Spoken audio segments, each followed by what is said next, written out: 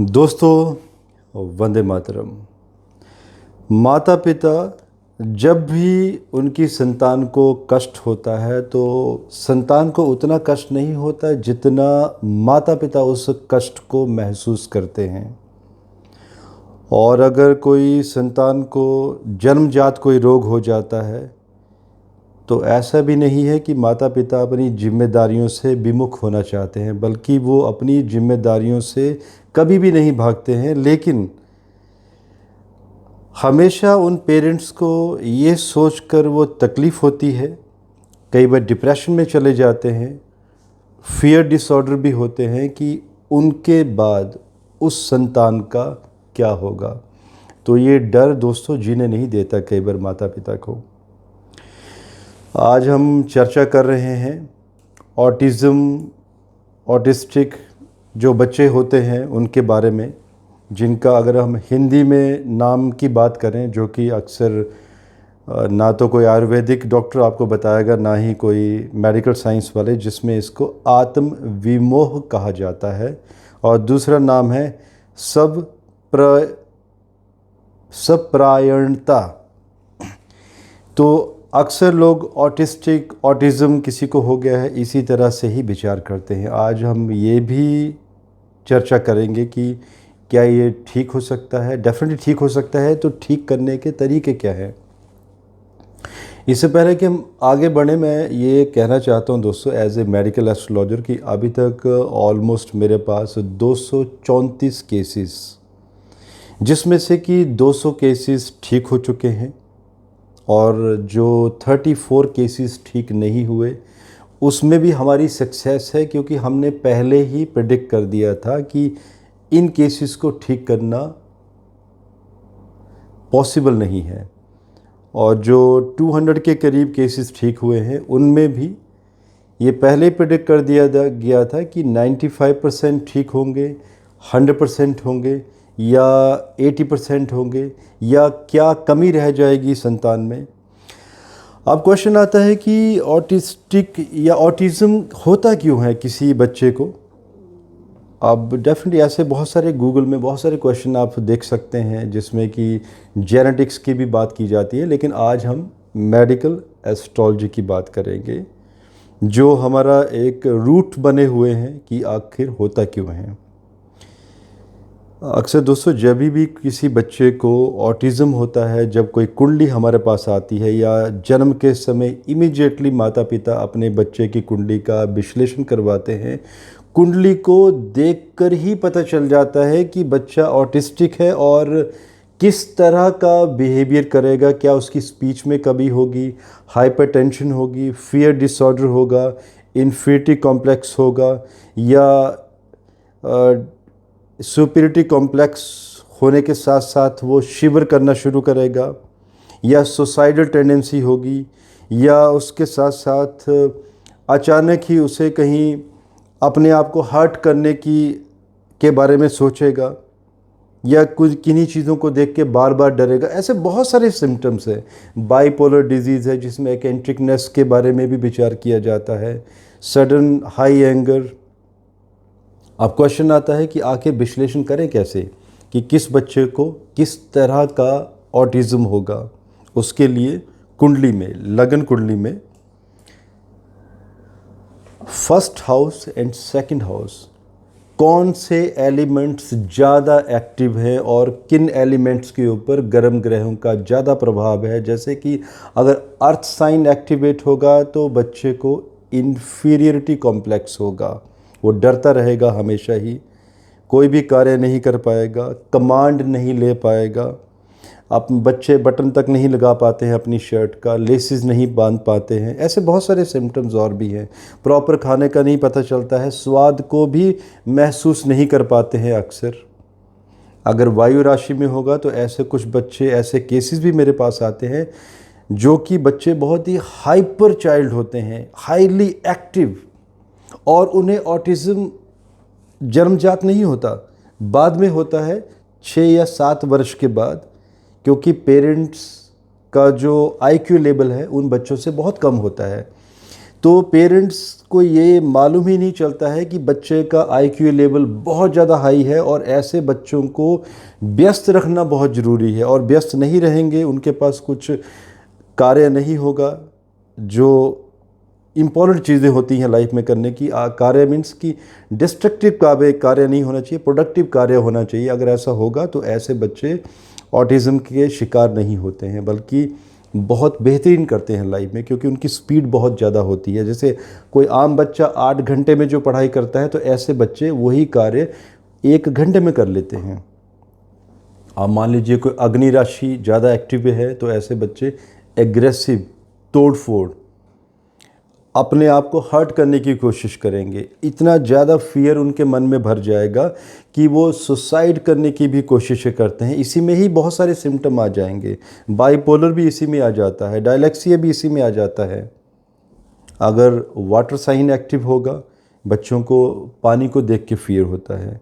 Creative बहुत ज़्यादा होते हैं, लेकिन क्रिएटिविटी डिस्ट्रैक्शन में कन्वर्ट हो जाती है, और कई बार बहुत बेहतरीन भी होती है। डिपेंड की लगन पर प्रभाव क्या पड़ता है। ये कुंडली दिखा रहा हूँ मैं आपके सामने। ये मेरे कोई क्लाइंट हैं, और अभी इस बच्चे का इलाज चल रहा है, जो कि बिल्कुल ठीक हो जाएगा, लेकिन 95% तक। और वो क्यों, उसके ऊपर ही तो विचार करना है आपके साथ। अब देखिए, योग क्या बनते हैं, आखिर कैसे मालूम करें कि किसी बच्चे की कुंडली में ऑटिस्टिक कोई बच्चा होगा, ऑटिज़म के कैसे योग बने हैं। लगन, लग्नेश एंड लगन का कारक, अगर ये गर्म ग्रहों से पीड़ित होगा, राहु की अगर लगन में युति होगी तो उसका प्रभाव अलग होगा, केतु की युति का प्रभाव अलग होगा, शनि लेज़ी बना देगा, कुछ करना ही नहीं चाहेगा बच्चा, और मंगल एग्रेसिव बना देगा। तो इस तरह से हमें एलिमेंट्स के साथ क्या कनेक्शन बनता है लगन लग्नेश कारक का, और अगर उस ग्रह की कोई कंजंक्शन है किसी के साथ, D9 में क्या कनेक्शन बनता है, त्रिशांश कुंडली में भी क्या कनेक्शन बनता है। तो ये जब तक आप कुंडली का विश्लेषण नहीं करेंगे प्रॉपर तरीके से ग्रहों का, D60 में क्या कॉम्बिनेशन बनेंगे, तब तक आप इसके बारे में नहीं बता सकते कि आखिर वो क्या सिम्टम्स निकल कर आएंगे। और ये भी ज़रूरी है कि मेडिकल एस्ट्रोलॉजर का एक्सपीरियंस कितना है केस स्टडी में, तभी तो वो बता सकता है। क्योंकि ज्योतिष शास्त्र में ऐसे कोई श्लोक या कोई डाटा नहीं दिया गया है ऑटिज़म के लिए। वो आपका एक्सपीरियंस है कि आप एलिमेंट्स को कितने बेहतरीन तरीके से डिकोड करते हैं, और कैसे रोग को समझते हैं, और उसका सॉल्यूशन क्या देते हैं। फर्स्ट हाउस के साथ सेकंड हाउस, जिसमें स्पीच का विचार होता है। पहले हाउस से तो मस्तिष्क के रोग के बारे में विचार होता है कि आखिर मस्तिष्क में कितनी कमजोरी है। अगर प्रभाव कम है तो उस बच्चे को छोटे से उपाय करके ठीक किया जा सकता है। मेरे पास कुछ ऐसे केसेस भी हैं जिनमें मैंने कोई भी सॉल्यूशन नहीं बताया, पेरेंट्स को यही बताया कि बच्चे को 2 कौन से स्पोर्ट्स ज्वाइन करवाने हैं, और वो बच्चे 8 या 9 महीने उन स्पोर्ट्स को ज्वाइन करके खेलते खेलते अपने आप ही ठीक हो गई, और कोई उपाय था ही नहीं उनके लिए। क्योंकि उनकी कुंडली में 5वां घर भी देखना पड़ेगा कि पंचम घर में कोई पास्ट लाइफ का कोई दोष तो नहीं है। तो ऐसे केस में जब कुछ नहीं था तो स्पोर्ट्स से ही ऐसे बच्चे ठीक हो गए, खेल कूद से। अब ये भी आपको डिसाइड करना पड़ेगा कि किस एलिमेंट को ज़्यादा एक्टिव करना है, तो कौन सा स्पोर्ट्स ऐसे बच्चे के लिए बेहतर होगा। अब दूसरे घर से स्पीच के बारे में विचार किया जाएगा, क्योंकि कई बच्चे बात ही नहीं करते हैं, कई बच्चे समझते भी नहीं हैं, कमांड भी नहीं समझते हैं, स्पीच थेरेपी देनी पड़ती है। तीसरे घर से पराक्रम के बारे में विचार होता है। अगर तीसरा घर कमज़ोर हो गया है, मेल फिक ग्रहों से पीड़ित हो गया है, तो ऐसे बच्चे ज़िंदगी में अपने बलबूते पे कुछ नहीं कर सकते। उनको माता पिता का ही सहारा चाहिए होगा आजीवन, माता पिता की उंगली पकड़ कर ही चलेंगे। तो तीसरे घर की इम्पोर्टेंस बहुत ज़्यादा है। और मान लीजिए अगर लग्नेश और तृतीयेश आपस में उनका एक्सचेंज हो जाता है और कहीं गलत घरों में चले जाते हैं, पीड़ित हो जाते हैं, तो ऐसे बच्चे डिस्ट्रक्टिव हो जाते हैं। अचानक ही वो वेपन लेकर सबके ऊपर अटैक कर सकते हैं। सिमिलरली 8वां घर अगर अष्टमेश 12वें घर में जाकर नीच हो जाता है, तो ऐसे बच्चे, उनका लेफ्ट ब्रेन कमज़ोर होगा। और अगर अष्टमेश छठे घर में चला जाए तो रोग से ग्रस्त होंगे। और 12th घर में अगर अंगारक योग बन जाए, विष योग बन जाए, गर्म ग्रहों का बहुत ज़्यादा प्रभाव, चंडाल योग बन जाए, तो भी लेफ़्ट ब्रेन में कमजोरी और बाइपोलर डिजीज़ होना तय है। आप कुछ भी बात करेंगे तो अचानक ही सडन बात करते करते वो सडनली एग्रेसिव हो जाएंगे।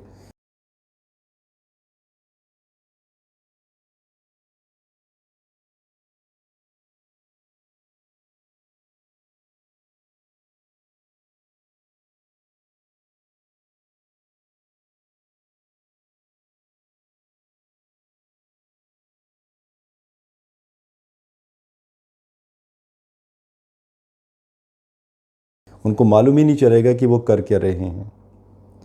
सो दोस्तों, ऐसे बहुत सारे कॉम्बिनेशंस हैं और मैंने कोई तैयारी नहीं की है ये वीडियो देने के लिए, क्योंकि मेरे पास इतना मटेरियल है बोलने के लिए, इतने सारे कॉम्बिनेशंस हैं कि अगर मैं बोलना शुरू करूं तो 2 दिन लगातार बोल सकता हूं। मैं इतना ज़्यादा काम कर चुका हूं मैं ऑटिज़म के केसेस के ऊपर। लेकिन ये जो मैंने कॉम्बिनेशन आपको बताए हैं, ये बहुत ही बेसिक कॉम्बिनेशंस हैं जो आप लोगों के समझने के लिए हैं। और अगर ज्योतिष के स्टूडेंट्स की कोई डिमांड होगी, स्पेशल लेक्चर आपको चाहिए होगा, तो मेरे पास बहुत सारे केसेस हैं। हम उन केसेस को आपके सामने लाकर मैं बहुत सारी एक्सप्लेनेशन और भी दे सकता हूं कि आखिर विश्लेषण कैसे करना है। अब क्वेश्चन आता है कि आखिर इसे रोका कैसे जाए। फोरकास्ट तो कुंडली से हो ही जाएगा कि किसी बच्चे को जन्मजात ऑटिज़म तो नहीं है। और देखिए, ऑटिज़म है तो बहुत ज़रूरी है कि इमीडिएट बच्चे का इलाज किया जाए। अगर डिले करते चले जाएंगे तो वो इलाज पॉसिबल नहीं होगा। वो कहते भी है ना कि बच्चे कच्चे घड़े की तरह होते हैं, तो इलाज करना उसी समय बहुत ज़्यादा इम्पॉर्टेंट है। और अब ये कॉम्बिनेशंस तो हमने आपको बता दिए, बच्चे को ठीक कैसे करना है। इन 5 घरों के साथ साथ पंचमेश का विचार भी करना ज़रूरी है कि बच्चे को कोई पास्ट लाइफ के दोषस तो नहीं है, कि पास्ट लाइफ में कोई ऐसे गुनाह तो नहीं किए हैं जिनकी वजह से ये योग बना। और पंचमेश का कहीं कनेक्शन अगर अष्टम के साथ जुड़ जाए और ग्रह ग्रहों का प्रभाव आ जाए तो इट मीन्स कि ऐसे बच्चे ने पास्ट लाइफ में किसी को शस्त्र पीड़ा दी है, किसी को हिट किया है, वेपन चलाया है, किसी को मस्तिष्क में चोट पहुंचाई है।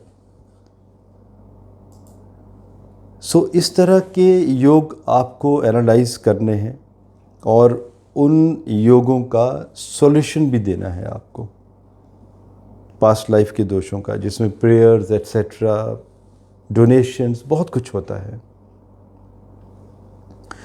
और सबसे बेहतरीन तरीका है कि जब भी कोई माता पिता जब भी कोई शादी करते हैं और फैमिली प्लानिंग करने की कोशिश करते हैं, तो उन्हें चाहिए कि फैमिली प्लानिंग करने से पहले, दुनिया में संतान लाने से पहले, किसी अच्छे वैदिक एस्ट्रोलॉजर या तो मेडिकल एस्ट्रोलॉजर से वो लोग अपनी कुंडलियाँ दिखा लें, अपने 5वें घर का एनालिसिस करवा लें कि उनकी कुंडली में कोई पास्ट लाइफ के कोई दोषस तो नहीं है, जैसे कि नाग हत्या दोष, पितृदोष, मातृदोष, प्रेत हत्या दोष।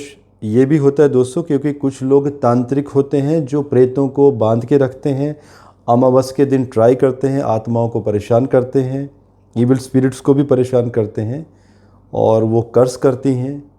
उनकी हत्या तो डेफिनेटली नहीं हो सकती, लेकिन ये एक शब्द है, संज्ञा है, प्रेत हत्या दोष। भ्रातृ हत्या, बहन की हत्या, मामा की हत्या, ब्रह्म हत्या, ऐसे बहुत सारी हत्याओं के दोष बनते हैं। और जब तक उनका एनालिसिस नहीं होगा, या अगर एनालिसिस कर लिया तो उनके उपाय अगर हो जाएंगे, तो जब भी संतान आएगी वो हेल्दी संतान होगी, उसे कोई कष्ट नहीं होगा। तो ये मेरा सजेशन है उन माता पिता के लिए जो फैमिली प्लानिंग कर रहे हैं कि आप अपनी कुंडली का शोध जरूर करवाएं अगर कुछ आपको डाउट है तो। और रही बात बच्चे की, जब भी हम बच्चों की कुंडलियों का एनालिसिस करते हैं, जो बच्चे ऑटिस्टिक होते हैं, तो वो तभी ठीक हो सकते हैं जब उनके माता पिता की कुंडली का भी विश्लेषण किया जाए। क्योंकि मान लीजिए हमने बच्चे के लिए सॉल्यूशंस तो दे दिए, लेकिन अगर माता पिता की ही कुंडली कमज़ोर होगी, उनमें कोई दोष बने होंगे, तो बच्चा एक लेवल तक ही ठीक होगा, उसके बाद रिकवरी होना मुश्किल है। अब जैसे इस कुंडली में ही देख लेते हैं कि क्या क्या योग बने हैं। अब हम लगन की बात कर रहे थे। लगन लग्नेश और कारक। लग्नेश चंद्रमा है, बेशक अपने घर को देख रहे हैं लेकिन सूर्य के नज़दीक हैं। पक्ष बल कमज़ोर हो चुका है, चंद्रमा यहाँ पर कमज़ोर है और शनि और केतु के बीच में आकर यहाँ पे पाप कारत्री योग भी बन चुका है। मंगल की लगन पर दृष्टि, लगन पर किसी भी ग्रह का कोई भी शुभ प्रभाव नहीं है। मंगल का है, सॉरी चंद्रमा का है, लेकिन चंद्रमा तो खुद पीड़ित है यहाँ पर। अब लगन के कारक सूर्य 9th हाउस में, बेशक बुध और शुक्र के साथ बैठे हैं। यहाँ पे बुध और शुक्र का यहाँ पर एक राजयोग भी बना हुआ है आपस में, नीचभंग राजयोग। लेकिन दोस्तों यहाँ पे पाप कारत्री योग भी बना है। मंगल और केतु के बीच में चले गए हैं दोनों प्लैनेट्स। अब 2nd हाउस में वाणी, पहले ब्रेन तो यहाँ पे डेड हो गया। अब वाणी का कारक सूर्य अगेन पाप कारत्री में पीड़ित, और वाणी के हाउस में राहु बैठ गए हैं। ये सिर्फ मैं लगन पे ही बता रहा हूँ। नवांश पे भी कॉम्बिनेशन बनेंगे, त्रिशांश में भी बनेंगे, षष्ठ्यांशा में भी बनेंगे, और माता पिता की कुंडली में सप्तमांश कुंडली को देखना बहुत ज़रूरी है कि उनका संतान सुख कैसा रहेगा। सेकंड हाउस और थर्ड हाउस की अगर हम बात, सेकंड हाउस ये बताता है कि वाणी में बच्चे को पीड़ा रहेगी और इस बच्चे को वाणी में दोष है, इस कमांड नहीं ले पाता है प्रॉपर तरीके से, ये चीज़ें नहीं समझता है। तृतीयेश पराक्रम के बारे में भी देखना पड़ेगा कि क्या माता पिता के सहयोग के बिना ये बच्चा कर पाएगा। तृतीयेश मरकरी बेशक पाप कारत्री से पीड़ित है, लेकिन बुध और गुरु का आपस में योग और 2 बेनिफिक प्लैनेट भी हैं, तो ये इंडिकेट करता है कि यस, अगर उपाय होंगे तो ये बच्चा ठीक होगा 95% तक। अब अष्टमेश देखिए आप, जो मैंने योग बताए थे, अष्टमेश शनि 6ठे घर में चले गए हैं। अपने घर को बेशक देख रहे हैं लेकिन केतु ने अष्टम घर को पीड़ित कर दिया है।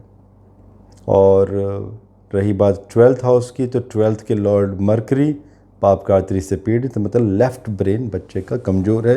तो इस तरह से एक छोटे बेसिक एनालिसिस में आप लोगों को बता रहा हूँ, ज़्यादा डिटेल में नहीं मैं आप लोगों को बता रहा हूँ कि क्या एग्जैक्टली करना चाहिए। अब क्वेश्चन आता है कि ठीक कैसे किया जाए। जैसे कि मैंने कहा कि इसमें जितना कम प्रभाव होगा लगन, 2nd house, 3rd, 8th and 12th पर, अब मान के चलिए उतनी ही जल्दी रिकवरी होगी। कई बच्चे 3 से 6 महीने में इंस्टेंट कंप्लीटली रिकवर कर जाते हैं। और अगर माता पिता की कुंडली में कोई भयंकर दोष बने हुए हैं तो उनके नाग हत्या, ब्रह्म हत्या, जो भी दोष हैं, जैसे इस ये जो बच्चा है इसके माता पिता की भी कुंडलियाँ आई हैं एनालिसिस के लिए, तो उनके भी 2 दोष बनते हैं। तो जैसे उन 2 दोषों का निवारण होगा और बच्चे के भी उपाय शुरू होंगे तो ये बच्चा 95% प्रॉपर तरीके से रिकवर करेगा। दोस्तों ये एनालिसिस है कि कैसे किया जाता है और कितना प्रभाव कैसे चेक करना है एलिमेंट्स का। आपको बहुत अच्छी अंडरस्टैंडिंग होनी चाहिए जो ज्योतिष के स्टूडेंट हैं, क्योंकि एलिमेंट्स को अगर आप अच्छे से समझते हैं तो आप आराम से डिकोड कर सकते हैं कि आखिर कैसे रिकवरी की जाए और किन किन एलिमेंट्स को ज़्यादा स्ट्रॉन्ग किया जाए, किन घरों को ज़्यादा बल दिया जाए। उपाय क्या होते हैं, मैंने बताया कि कुछ बच्चों को तो हम स्पोर्ट्स एक्टिविटीज़ में डलवा देते हैं, और जैसे ही ग्रहों के उपाय होंगे, जैसे कि आप प्रेयर्स भी रिकमेंडेशन होती हैं, वैदिक यज्ञस की भी रिकमेंडेशन होती है, लेकिन एज ए मेडिकल एस्ट्रोलॉजर मैं कहूँगा कि हम उपाय उतने ही सिंपल और इजी देते हैं जो कोई इंसान इजीली तरीके से कर पाए, ना कि एक स्ट्रेस हो जाए कि अब इतने सारी रेमेडीज़ को कैसे किया जाए, जिसमें कि gemstone therapy, rudraksha therapies and meditation की टेक्निक्स, आपके रूम का वास्तु क्या होना चाहिए, किस कलर को ज़्यादा एक्टिव किया जाए, किस कलर को कम किया जाए रूम में, और जेमस्टोन में भी कोई क्रिस्टल थेरेपी, जेमस्टोन सस्ते वाले रेकमेंड किए जाते हैं क्योंकि बच्चे हैं अक्सर गुम भी कर सकते हैं। तो ऐसे दोस्तों अलग अलग तरह की रेमेडीज़ हैं, कोई ऐसा नहीं है कि एक कोई प्रोडक्ट बना दिया च्यवनप्राश की जाओ सभी लोग खाओ और सभी लोग ठीक हो जाएंगे। तो हर एक केस अलग है, हर एक केस को ठीक करने का तरीका भी अलग है। सो ये तो हो गई रेमेडीज़ की बात की, रेमेडीज़ कैसे की जाए। और जब ग्रहों को भोग दिया जाएगा, अगर किसी को डोनेशंस भी रेकमेंड की जाती है कि मान लीजिए किसी ने किसी को पीड़ा दी हो, आँख में कोई शस्त्र पीड़ा की हो किसी जातक ने जिसको ऑटिज़म हुआ हो, तो उसके लिए ये भी देखा जाता है कि उसको किसी जो ब्लाइंड्स के आश्रम होते हैं वहाँ पर डोनेशन देनी है, लाइक दैट। ऐसे बहुत सारी रेमेडीज़ हैं, तो उन दोषों को फिक्स किया जाता है। तो जैसे ही ग्रहों के जो भोग हैं, ग्रहों को जब भोग दिया जाएगा, उसके बाद जो आप अपनी एक्टिविटीज़ कर रहे हैं, आयुर्वेदिक मेडिसिन ले रहे हैं, स्पीच थेरेपी, काउंसलिंग या कोई स्पोर्ट्स एक्टिविटीज़, तो वो जो चीज़ें जो पहले कर रहे थे और वो ठीक नहीं हो पा रहा था बच्चा, फिर भी इतनी सारी एक्टिविटीज़, इतनी सारी काउंसलिंग करवाने के बाद जैसे ग्रहों को उनका भोग दिया जाएगा, इंस्टेंट लाभ होना शुरू हो जाएगा। वो कहते हैं ना कि गुण लगने वाली बात है कि गुण तभी लगेगा जब ग्रहों को उनका भोग दिया जाएगा। तो इमीडिएटली उपाय जैसे आप करेंगे तो बच्चे को फ़ायदा होना शुरू हो जाएगा। तो दोस्तों, आप लोगों के कोई और क्वेश्चंस हो आप पूछ सकते हैं। और अगर ज्योतिष के स्टूडेंट अगर चाहते हो कि कुछ और केसेस पे मैं आप लोगों को बताऊं, जिसमें कई बाइपोलर डिजीज़ के भी हैं, डायलेक्सिया के भी हैं, बहुत सारे एक्टिविटीज़ हैं, लाइक बहुत सारे अलग अलग केसेस हैं, तो ऐसे केसेस मैं आप लोगों के सामने ला सकता हूँ केस स्टडी के लिए। आप लोग समझ सकते हैं कि कैसे हुआ, क्या क्या दोष बने, माता पिता के भी दोष, बच्चे का भी अपना दोष, क्योंकि डेस्टिनी कहीं ना कहीं माता पिता को उस संतान के साथ कनेक्ट करती है। वो कहते हैं ना कि पास्ट लाइफ में आपके कोई ना कोई संबंध जरूर रहते हैं, तभी तो आप इस जन्म में फिर से मिलते हैं, क्योंकि कोई कर्जा भी होता है एक दूसरे का, या एक दूसरे के साथ इकट्ठे कर्मज भी होते हैं, तभी तो कनेक्शन एक ही फैमिली में बनता है। क्योंकि अगर बच्चा कष्ट में होगा तो डेफिनेटली माता पिता को भी कष्ट होगा उसे देख देख कर। तो दोस्तों, कोई क्वेश्चंस आप लोगों के हों प्लीज़ आप कमेंट कर दीजिएगा। और आज के लिए मुझे इजाज़त दीजिए। धन्यवाद। भारत माता की जय।